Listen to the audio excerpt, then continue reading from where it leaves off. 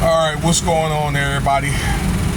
Man, today was an action-packed day. I hope everybody had a good Father's Day once again. I don't know, safe travels. They had Juneteenth, the Army parade, so I know a lot of people was up in D.C. Whatever you did, hope y'all had a good time. And you guys responsible fathers, keep it up.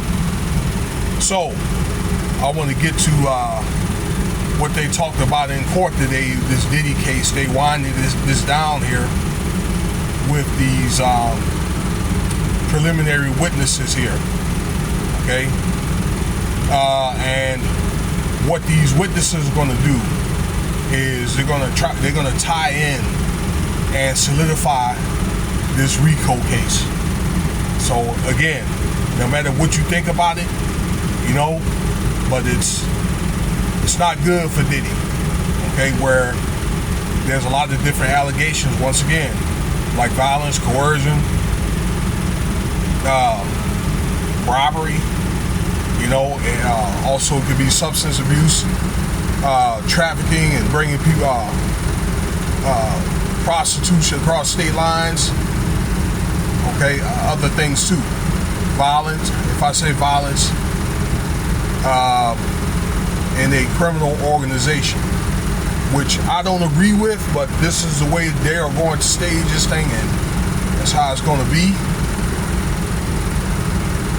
And it's what it is. So this witness here is a legal specialist, was testified in court earlier today, June 16th. And by the way, today's Tupac's birthday.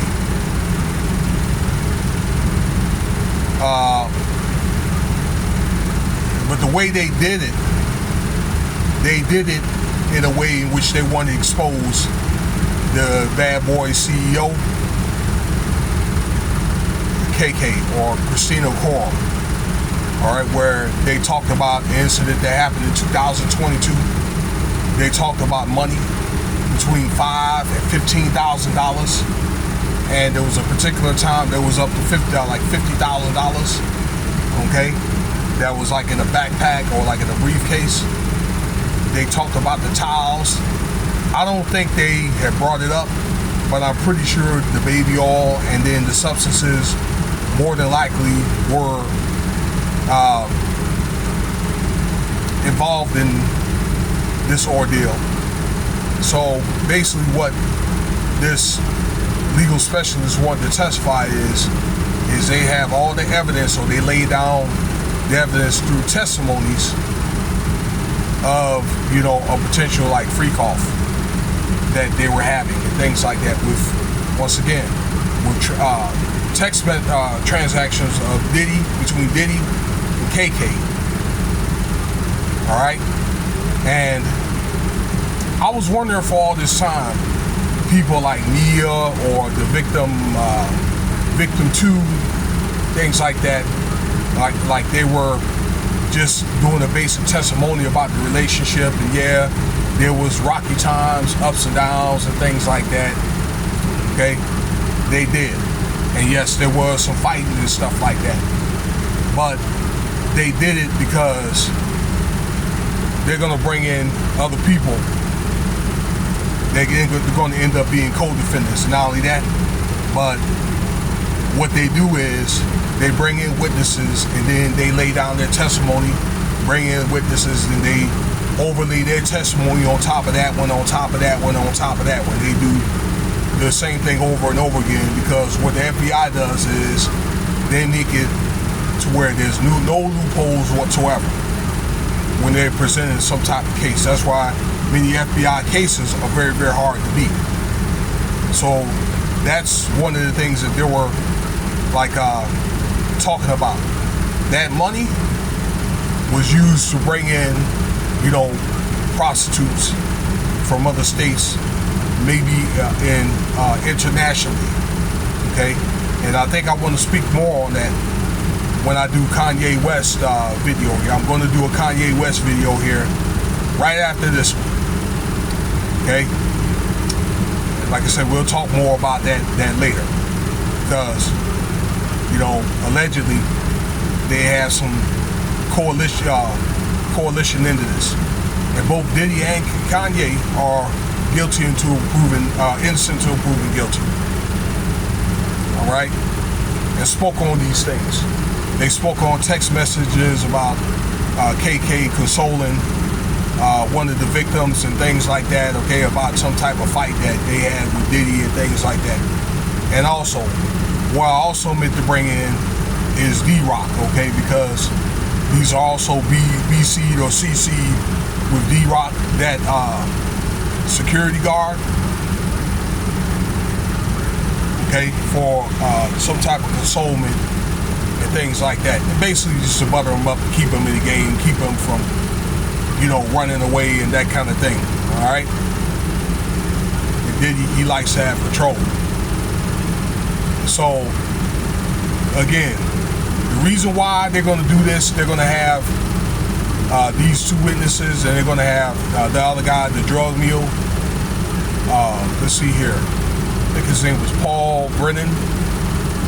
Is,